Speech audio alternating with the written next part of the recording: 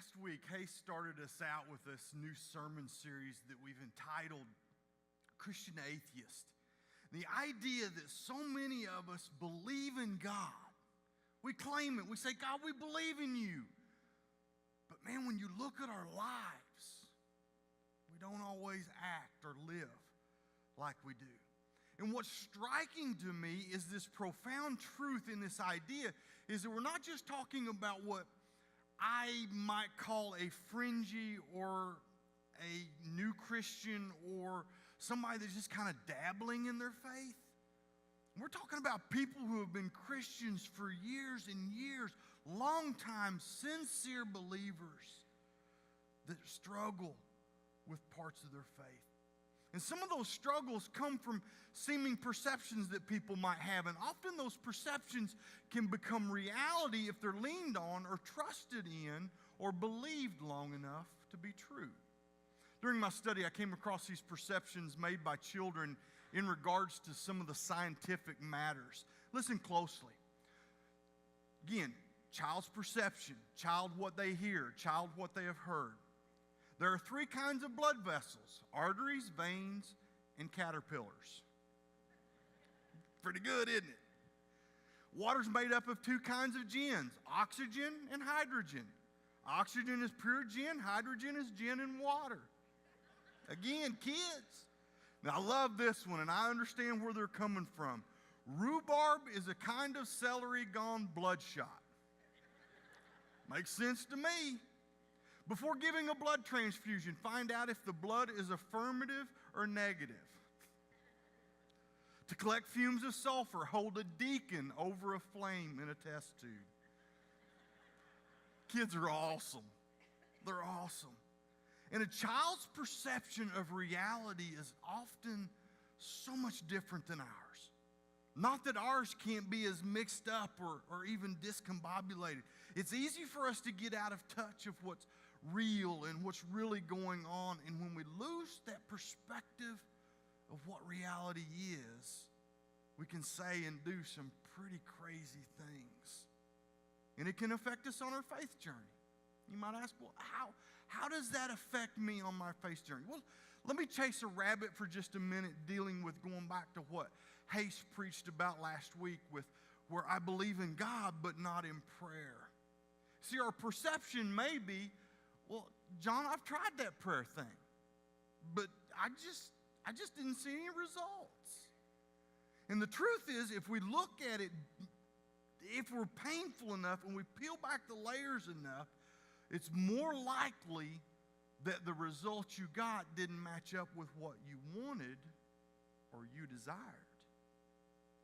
So we, in essence, decide, well, prayer doesn't work.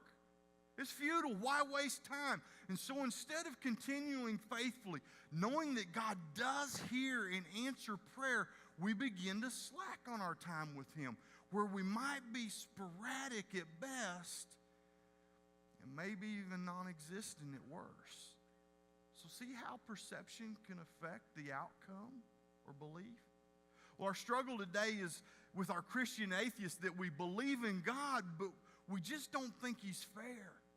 And it's easy to come to that perception, and it doesn't take a whole lot of effort to get to that point if we allow our perception to get clouded, as it so often does, where we as finite human beings can't see the bigger picture or the bigger work that's going on behind the scenes. And our perception may be off as to the whys and wheres of God working or what is even truly the cause. So every one of us has stood at those crossroads. We've all had something happen to either ourselves or somebody that we love very, very dearly that caused us to stop and ask these three specific questions. Why me? Why this? And why now? We've all asked those questions, whether we uttered them aloud or whether we just thought to them from ourselves. Because I think I can speak for most of us, there are times in life that it sure doesn't seem like God is fair. Apostle Paul understood. from our perception, if anyone had a reason to question the fairness of God, it very well might have been the Apostle Paul. Let's do a little recap of Saul, Paul's life. When we're first introduced to Saul, we see him wreaking havoc within the church. I mean, he is just killing Christians left and right. You see him holding the coats of those that are stoning Stephen. You see him just bent on this mission of trying to destroy the church because he thought that's what God wanted. He was a Jew and he was trying to hold the old Jewish faith up. And on the way to kill a bunch of Christians in Damascus, and he was on the road to Damascus, he had a come to Jesus meeting where Jesus appeared to him, and his life is radically turned upside down for the cause of Christ. The arch enemy is now the greatest spokesman for the church and the cause of Christ through his life and through his work and through his writings. Now, if you're not familiar with the story, you say, man, that's cool. God yanked him out of the mess, yanked him out of what he saw, his perception of what was right, and gave him a new purpose and a new life. And he did, but it didn't all come with sunshine and butterflies. Listen to what Paul had to deal with because of his faith. 2 Corinthians 11. I have worked much harder, been in prison more frequently, I've been flogged more severely, and been exposed to death again and again. 5 times I received from the Jews the 40 lashes minus 1. 3 times I was beaten with rods. Once I was pelted with stones. 3 times I was shipwrecked. I spent a night and a day in the open sea. I have been constantly on the move. I have been in danger from rivers, danger in the city, danger in the country, danger at sea, and in danger from false believers. I have labored and toiled and often gone without sleep. I have known hunger and thirst and have often gone without food. I have been cold and naked. And I cannot help but think somewhere in the midst of all that Paul persevered for the cause of the gospel, that he had to have asked those questions. God, why me? Why all of this? And why now? In the 9th chapter of his Gospel of John, John talks about a man that the disciples and Jesus came across who had been born blind. When Jesus was asked by his disciples, they said, Jesus, who sinned, this man or his mom or dad? You see, there was a common thread of theology at the time and had been for years. You go back to the book of Job, when Job and everything is basically his entire life implodes. Everything he had is gone, his family, his home, his possessions, and finally his health. And when Job's 3 friends came in to give him counsel and give him comfort, they eventually came back around in their theology to, okay, Job, what'd you do? You messed up somewhere, or God would not have done this to you. What did you do? I can't help but think that those guys had to have thought, Job and the man, why me? God, why this and why now? So let's jump into our study together. I really believe in God, but I don't think He's fair. As we study, I hope I'm able to share 4 truths that come straight out of Scripture, come straight out of God's Word, that's going to help us clarify or maybe even change our perception of God's fairness. The first truth is that we live in a fallen world and stuff happens. See, this world we live in is not what God had originally created or intended. When God created the earth, it was perfection personified. Everything was right. Everything lived in harmony with each other until that faithful day when Satan, disguised as a serpent, came to Eve and tempted her to eat from that tree of knowledge of good and evil. And therefore, when Eve then gave to Adam, and it went downhill from there. Now, how many of you are like me, thinking, if it had been a snake, we'd still been good? Surely he didn't look like a snake like today, because I'm thinking, I'm gone. We done gone. She followed the lead of Satan. See, Satan played to her pride. Is that really what God said? That you'll die? What? God doesn't want you to eat of that, because then you will become like God himself. And because of the sin that Adam and Eve introduced into the world by disobeying God, they brought the stuff that we have to deal with still today. Because of Adam and Eve's sin, we have to deal with the moral evil that runs rampant in our society. Moral evil seemingly reigns in our world today because of man's selfishness. Because of selfishness, violence takes place. Because of selfishness, abuse takes place. Disease often takes place because of selfish choices that we make in life. Hunger takes place because of man's selfishness. I heard the world produces enough food to feed every man, woman, and child 3,000 calories a day. But they don't get it. Because somewhere, someone is selfish and doesn't share. So a large number of the world goes to bed hungry every night. And not only do we have to deal with the results of moral evil, but we also have the results because of sin of dealing with natural evil, the natural disasters and tragedies that take place because of sin in this world. Sin that was introduced by Adam and Eve and has continued down through the centuries right down to us, and our own sin continues this plight that we're in the middle of. The truth of the matter is, life is not fair. It's not fair because we have often made the mess that it is. It's not God's fault. You see, that's where we struggle with the improper perception. We think if God really loved me, then I wouldn't have to go through this, or I wouldn't have to deal with that. And there's nothing farther from the truth. You see, God simply becomes the easy scapegoat, and God is simply the easiest, most convenient person to blame. So the first truth we've got to understand is we live in a fallen world, and stuff's going to happen. The truth of living in that fallen world where bad stuff happens leads us right to the next truth that tells us that we have a God who sustains us when that stuff happens. How many times have you heard someone say, I just don't know how people can go through something like this without God in their life? You ever heard that?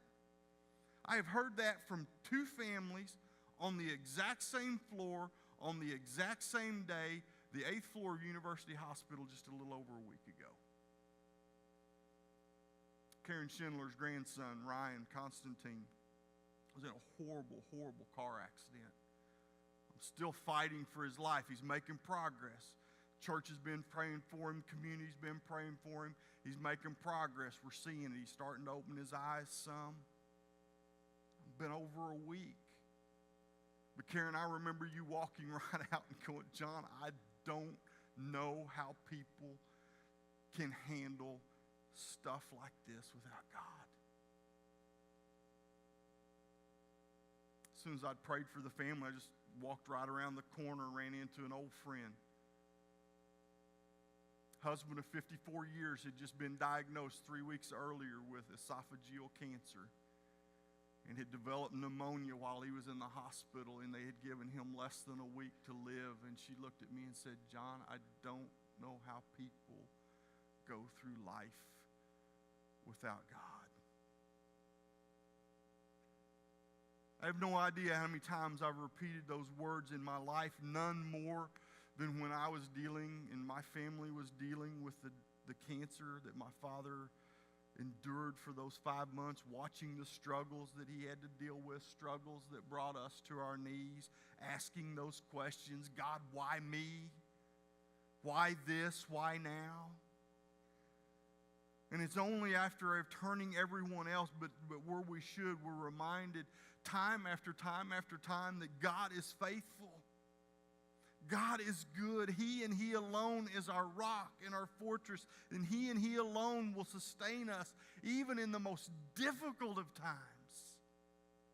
Earlier we read about some of Paul's trials, and if those weren't enough, struggles placed on him by the evil in the world, he had yet another struggle that he had to deal with. Look at 2 Corinthians 12. It said, therefore, in order for me to keep me from becoming conceited, I was given a thorn in my flesh, a messenger of Satan to torment me. 3 times I pleaded with the Lord to take it away from me. But he said to me, my grace is sufficient for you, for my power is made perfect in weakness. Therefore I will boast all the more gladly about my weakness, so that Christ's power may rest on me. That is why, for Christ's sake, I delight in weakness and in insults and in hardships and persecutions and in difficulties. For when I am weak, then I am strong. When I am weak, then I am strong. In the book Christian Atheist, where this series is developed from, the author Craig Rochelle talks about and tells the story of his grandmother. He says, near the end of her life, when my grandmother was 78, she was still living by herself, and on a Friday afternoon, she was going to the bathroom, and as she was going to the bathroom, a stroke overtook her as she walked in. Suffering immensely, Grandma, my hero, lay alone, paralyzed, a prisoner on her own bathroom floor. She was there for 3 agonizing days, all alone. No one knew she was hurt. No one came for her. Finally, on Monday morning, one of Grandma's neighbors decided to check on her, and when no one answered the door for several minutes, the authorities were called. The police came in the ambulance. They broke in, and there they found her, and they whisked my grandmother away to the emergency room, giving her the first relief she had felt in 72 hours. Craig continued, I'd love to tell you why why God allowed my grandma to suffer alone on that cold, hard bathroom floor, but I can't. He said, I'd love to tell you it was all a part of God's plan that he used in big ways, but I can't. He said, but before Grandma died, I asked her what she thought about when she was alone on that floor. And he said, I'll never forget what she said, that I have never been closer to God in my whole life than when I was in pain. For when I am weak, then I am strong. The song lyrics go, sometimes he calms the storm with a whispered peace be still. He can settle any sea, but it doesn't mean he will. Sometimes he holds us close and let the winds and waves go wild. And sometimes he calms the storm, and other times he calms his child. For when I am weak, then I am strong. So the truth is, we live in a world that is fallen and stuff happens. And yet the truth that we can take to the bank is when that stuff happens, we have a God who loves and sustains us in the midst of it. And a third truth we can draw from Scripture is that we have a God that can change that stuff into His glory. Earlier we talked about the man who was born blind, and when you look at the story, you just can't help but see God's glory being shown. A man who could not see. This is one of my favorite stories when I was a kid. And I think it was one of my favorite because Jesus spit in the dirt, made the mud, and put it on his eyes. I thought, Mom, don't spit. Well, Jesus did. I thought it was the coolest thing in the world. Spit and made the mud, put it on him, and said, go wash. Go wash in the pool.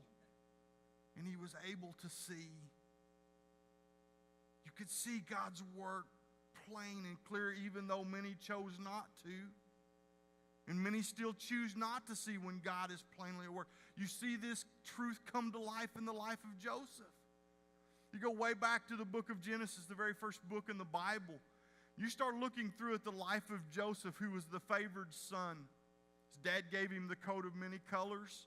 And because of that, there was this hated animosity between his brothers and Joseph. In fact, it boiled to the point where when his dad sent him to check on his brothers, they were going to kill him. And finally, one of the brothers talked him out of it and said, let's just put him in a pit, and he was going to come back and get him. And then in the midst of all that conundrum, they decided, well, let's just sell him into slavery. Let's make a little money off of him. At the whole time telling their dad that he had died and faking it all. And if that wasn't enough in Joseph's life, we see him being in Egypt.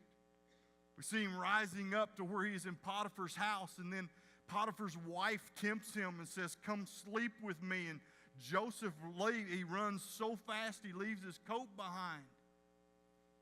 And because of Joseph's faithfulness in her lie, he ends up in jail. Again, we see God working, and we see God moving, and we see the pieces and the parts and the cogs coming together. And it's easy for us to see on the outside, but think about what Joseph's having to deal with here. My brother sold me, and now I'm in jail for doing the right thing.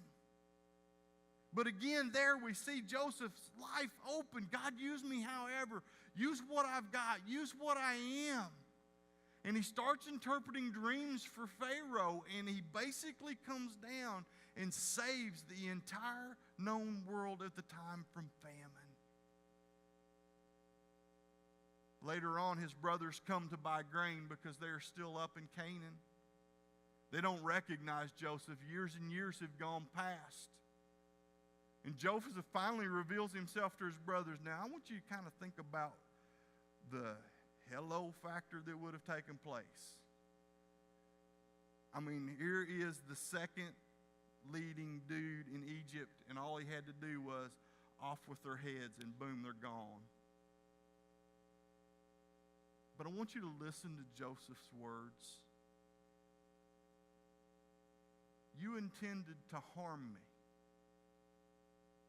but God intended it for good, to accomplish what is now being done, the saving of many lives. See, sometimes we don't understand how God uses what we've gone through to help other people. You don't understand sometimes of how when we walk a path of faithfulness, when that junk and that stuff is just beating the tar out of us and our head stays right on Jesus Christ where it belongs, of what that does to fellow believers beside you. Don't tell me God can't change it for his glory, because he can and he will. Does God care? You bet he does. Why else would he do for what he did for us by sending Jesus? Why else would he have sent his perfect Son on this earth to pay for my sin? And that leads to the fourth truth that I want us to understand, and understand as plain as anything that I've talked about today, is that we have a God who thankfully isn't fair. Some people are going to say, what? I thought that's what this whole thing was built around, that we're going to make sure that God is shown as fair. But listen to me. Listen to me. We are thankful that we have a God who is not fair. You might be saying, how do you say that? I thought this whole thing was to be built, this whole sermon's built around this idea of many believe in God but don't think he's fair. It has been, but hear me out. See, it goes all back to this matter of perception. You see, we want God to protect us from evil. We want to live lives of relative comfort. We want bad stuff not to happen to us. And way too often we blame God when it does, asking, crying, maybe even screaming out, where were you when I needed you most? God, why didn't you do something? Well, he did, and he still does. He gave us Jesus. Romans 5. You see, at just the right time when we were powerless, Christ died for the ungodly. Very rarely will anyone die for a righteous person, though for a good person someone might possibly dare die.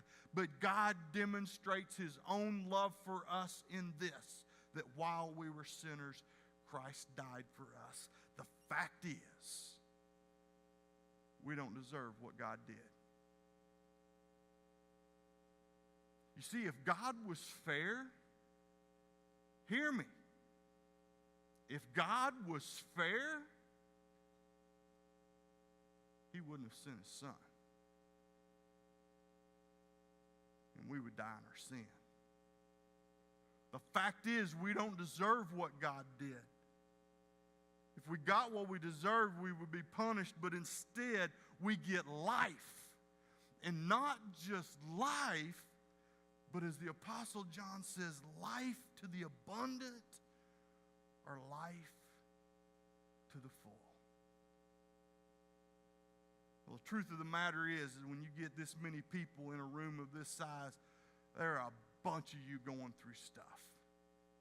It may be stuff with your family. It may be stuff with your health. It may be stuff with your job. It may be stuff with your neighbors. It may just be stuff that you yourself are wrestling with and struggling with. Some of you may even be in over your heads with it. Paul encouraged the church at Ephesus to bear one another's burdens. So we want to do that for you today. Our elders are going to come down front. Guys, you can come on down. They're going to be on this side over here, and they're going to be over here on this side, kind of on the wings over there. They're going to be available for you. We're going to sing 2 more songs. We're going to worship. If you are dealing with something in your life that you want the leaders of the church to pray for you for, during these 2 songs, I'm just going to encourage you to get up and walk.